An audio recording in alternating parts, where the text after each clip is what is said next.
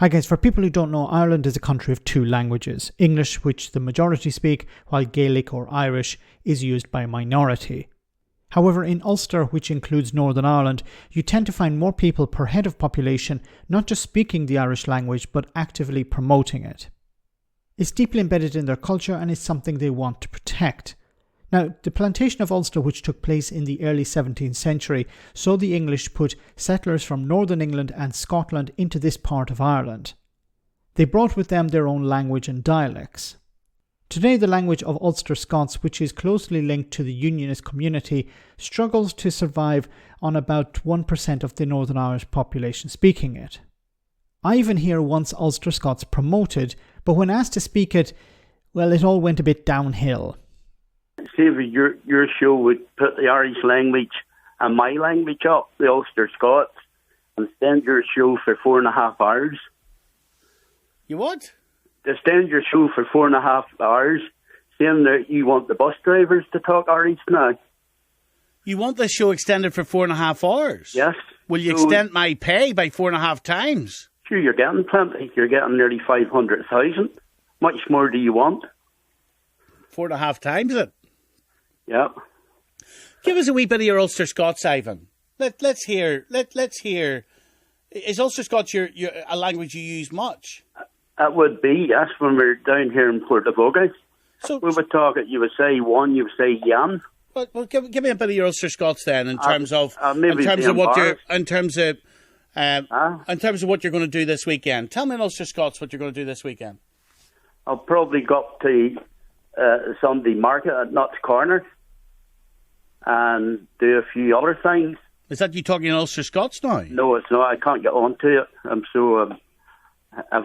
if you're in my company, I could talk better. There are too many listening. So you don't... So do you not naturally use Ulster Scots? We do when we're in Portavogie. Sure. Well, could you naturally use some now? I just want to hear... I want to give you an opportunity to use the language, genuinely. I can't think of words now. Well, what would biggest show in the country be in Ulster Scots? The biggest show in the country. That's it in Ulster Scots? No, I just can't get on to it at the minute. Right. Is it hard to get on? Is it hard to get on to? Probably if you were down here in among us, you would hear it. But how do you switch it? How do you switch it on? You just, when you're in among your own people, you just talk it. Right. So you do. And nothing comes to mind at the moment? No, not a thing. Could you tell people I'm on BBC One tonight, 10:40, Nolan Live in Ulster Scots? I sure watch you every Thursday night. So Wednesday night. Tell everybody I'm on the night. Tell everybody I'm on the night in Ulster Scots. The Nolan Show at 10:30.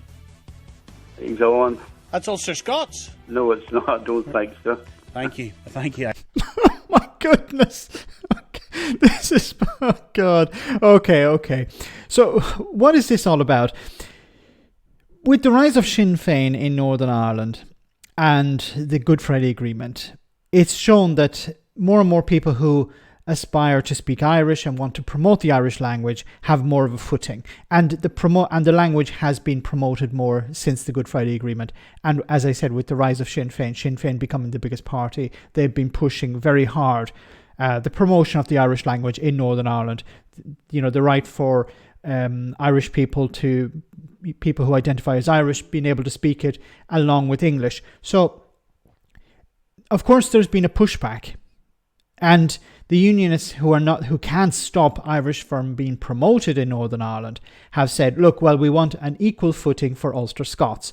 Now, the problem, of course, is, as you see here, a promoter of Ulster Scots can't speak it because he's on the radio, or he can't speak it because he's not in his village. It's like this is just insane.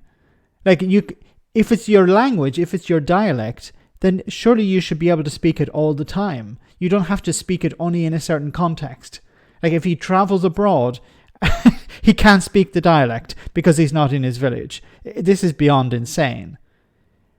I really don't understand this. Now, once again, it's something, it unfortunately has become something political, in the sense that, and now linguists will be throwing their hands into the air and shouting at their screens here, saying, yes, languages are political. But I think this brings the politics to another level.